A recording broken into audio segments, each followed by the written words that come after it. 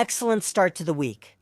Welcome once again to this theater of the absurd called Mexico, this country where reality is as delirious as having a fever dream. Get your stomachs ready, because today we're going to take a look at the most exotic and low-down creatures of our fourth transformation. Pay attention to this not-so-humble video column, where irony is the only breathable oxygen amid so much officialist incense smoke. Let's get to it.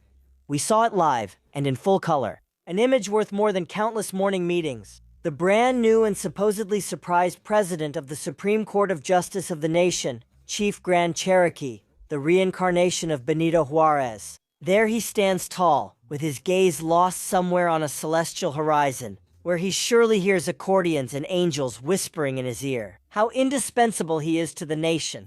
Meanwhile, on the earthly plane, the one he no longer walks on, 2 employees kneel at his feet to shine his shoes. Before, they didn't do it with their tongues. It's a poetic image, don't you think? It's the very personification of the modesty and simplicity that Claudia Scheinbaum so praised him for in Querétaro. So modest, he allows others to kneel so that his walk doesn't lose its shine. It seems that the gentleman forgot for a moment that he's like Benito Juarez, whom he claims to admire so much. But of course, Juarez was for the people. Statues, textbooks, and to keep fooling millions of idiots. For the current occupants of power, he's just a stationary logo. Altitude sickness isn't a physical condition in Mexico. It's the underlying pathology of this administration. The higher they get, the smaller they see those below. But let's not be unfair. The magistrate is not alone in this pantheon of egotism. The list of those enlightened by the transformation is long and worthy of a political psychiatry manual. There you have Adán Augusto, the operator in the shadows, with a smile like a cheap toothpaste commercial. The man who knew nothing about the sweeper while he was Secretary of the Interior. The man with the million-peso watch who claims to represent the poor. Or what about the evil Dr. Mugris, Gerardo Fernández Noroña, the eternal rebel who now adjusts the threads of his suit while discovering that caviar tastes better than atole. The man who went from being the rebel of the chamber to being the guardian of the regime's etiquette. Do you remember Noroña, who would throw himself on the floor, cause commotions, and refuse to pay value-added tax at the supermarket as an act of civil disobedience? Ah, those were the days, weren't they? For years his banner was austerity. Today, Comrade Gerardo won't move unless it's in a luxury SUV, and with a security detail that any Arab sheikh would envy. Civil disobedience was filed away in the same drawer as his consistency.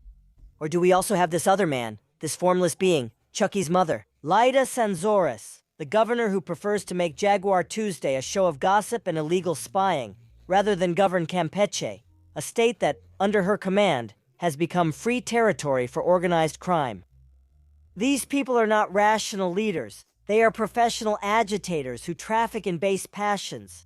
They have turned public responsibility into a perpetual spectacle, a grotesque performance, where what matters is not the people, but the applause.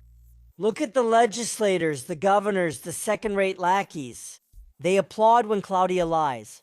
They applauded when Andrés Manuel would say something outrageously absurd, and they applaud when reality falls apart right in front of them.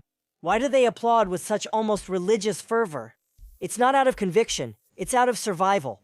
They applaud because their lives depend on it, their public office, the one they wouldn't win even in a school fair raffle, the fancy SUV with a driver so they don't have to mix with the wise people on the subway, the institutional credit card, and the luxury restaurants they would never know if they had a decent job where it was actually required.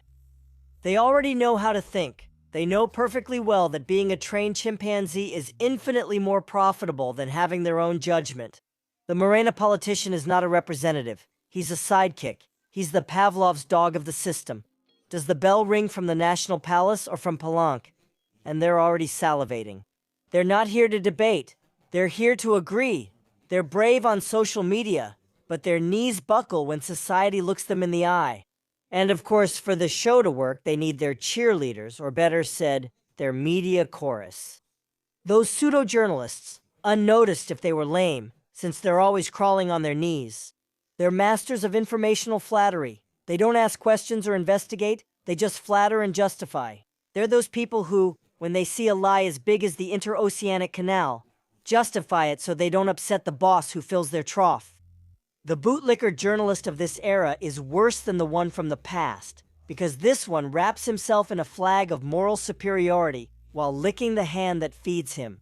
Greetings to Goncho Gutierrez, Jairo Calixto, and Fernando Rivera Calderon, among many others. La Masuelas is an ecosystem of shielded mediocrity, politicians who don't think, and journalists who don't make anyone uncomfortable. They sell us Mexican humanism as their great goal. But reality, that stubborn reality they hate, has other facts, and these are devastating. We have children with cancer due to the criminal shortage of medicines, insecurity, with 200,000 murdered in the last 6-year term, and the number growing in this one, which has barely lasted a little over a year. Or what about selective justice? They imprison a train operator with 26 years of service, while covering up for those at the top with 14 bodies on their backs.